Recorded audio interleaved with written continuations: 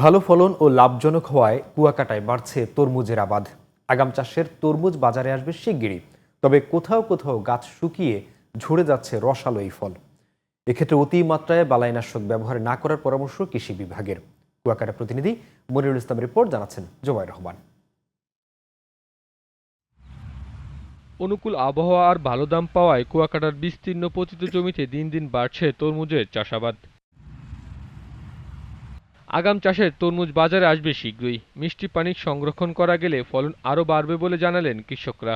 সরকার মিষ্টি পানির ব্যবস্থা করে দিত, যদি খাল বাঁধিয়ে দিত বা একটা নলকূপ বহাই দিত, তা আমরা আরো কিছু লাভবান হইতাম আর কি। তবে কোথাও কোথাও গাছ শুকিয়ে ঝরে যাচ্ছে তরমুজ। কৃষি অফিস থেকে কার্যকর পরামর্শ না পাওয়ার অভিযোগ কৃষকদের। গাছের অবস্থা আল্লাহ মোটামুটি ভালো, তাই কিছু কিছু সমস্যা আছে, যার কারণে কোনো আন পর্যন্ত কৃষি অফিসার লাগাইলাম 2 মাস হয়ে গেছে।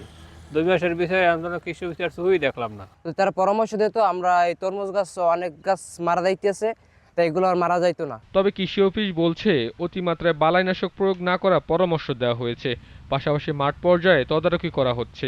বরিশাল কৃষি উন্নয়ন প্রকল্পের মাধ্যমে আমরা তাদেরকে উচ্চমূল্যের ফসল উৎপাদন কিভাবে করতে হয় সেই কলাকৌশল এবং তাদের এই উচ্চমূল্যের ফসলে যে সকল রোগ পোকার আক্রমণ হয় সেগুলো কিভাবে দমন করা যেতে পারে আধুনিক পদ্ধতিতে, সেগুলো আমরা কৃষকদেরকে প্রশিক্ষণের মাধ্যমে শেখানোর চেষ্টা করেছি। চলতি মৌসুমে পটুয়াখালীতে ৩৫০০ থেকে ৪০০০ হেক্টর জমিতে হয়েছে তরমুজ চাষ। এর মধ্যে আগাম আবাদ হয়েছে ৫০০ হেক্টর জমিতে। আর হেক্টর প্রতি ৩০ থেকে ৩৫ টন তরমুজ উৎপাদনের আশা করছে কৃষি বিভাগ। Jobayer Rahman, GTV news.